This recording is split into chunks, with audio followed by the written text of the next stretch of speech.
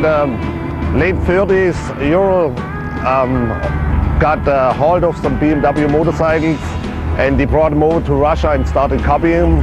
And then after they did the copy of the motorcycles, they started producing them, and that's what they do since, I believe, 1940 or something like that, until to this day. BMW from the early 70s on, they developed in a different direction. They didn't want to have anything to do with sidecars anymore. And Ural always since 1939 produced motorcycles with sidecars. So in the long run, it's a big circle, coming back to affordable, easy to maintain motorcycle, which BMW was in the past and Ural still is. Gives you a sidecar opportunity. You don't have to leave your kids, your family at home anymore. That's the whole fun.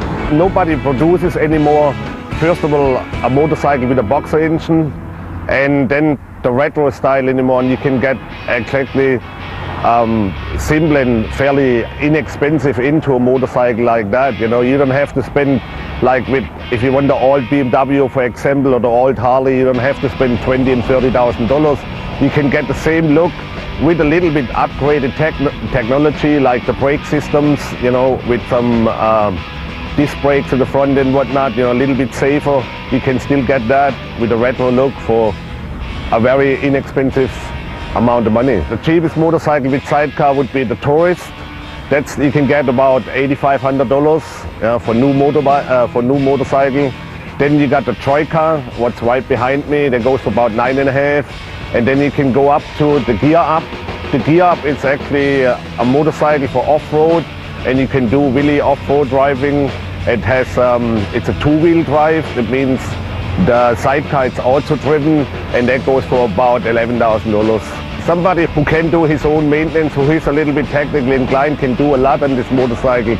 You can, because of the technique, what's not as advanced, because they are not racing bikes or the speed bikes where you have to go, can go 100, 150 miles an hour or something like that. Everything is fairly simple, therefore doable.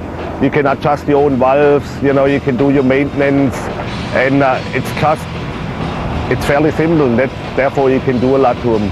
We have to keep in mind the motorcycles are made for the Russian market, huge Russian market.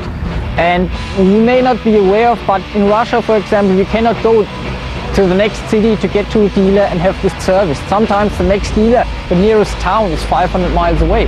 So people have to be able to maintain their own cars, motorcycles, tractors, whatever.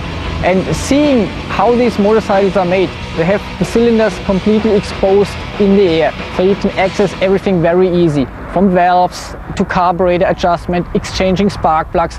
Everything is very easy to reach, and that's the whole idea. If you don't have 10 thumbs on 2 left hands, you're able to manage your bike. The toolkit, for example, is very comprehensive. It has all the necessary tools, even special tools you need to disassemble nearly the whole bike.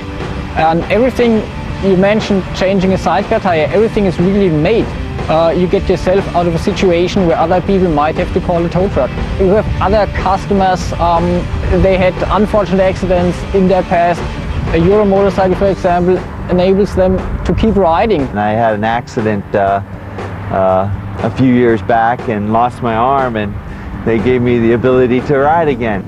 They had to move my clutch over so that I could use my right hand to do the clutch and do everything with the right hand now. So I have my clutch and plus my brake and throttle. Everything's all right here. If you look back over the last 10 years, what happened, what developed, with mainly American influence on these bikes, I would say they came a very long way. Other companies developed step by step. Ural companies, for them, nearly everything is a leap jump. They came from having odd drum brakes in the front just a couple years back now to very sufficient disc brakes in front. So finally the bike stops when you want it. The implementation of electronic ignition, for example. They always had reverse gear, which makes them unique. Nowadays you have to spend 20 grand on a gold ring, for example, to have a motorcycle with reverse gear. Ural always had this. Coolest thing is reverse. This is a true gearbox reverse. So you put it in reverse, pop the clutch like you do for going forward, and that certainly helps when you've parked downhill or parked in a bad spot. They came a long way. The quality, the finish gets better every time, and I would say another 10 years down the road, everybody knows the brand. Now it's still some odd name, Ural, nobody knows. A lot of people come up to you and say, what is it actually? I would say in 10 years it's a well-known name.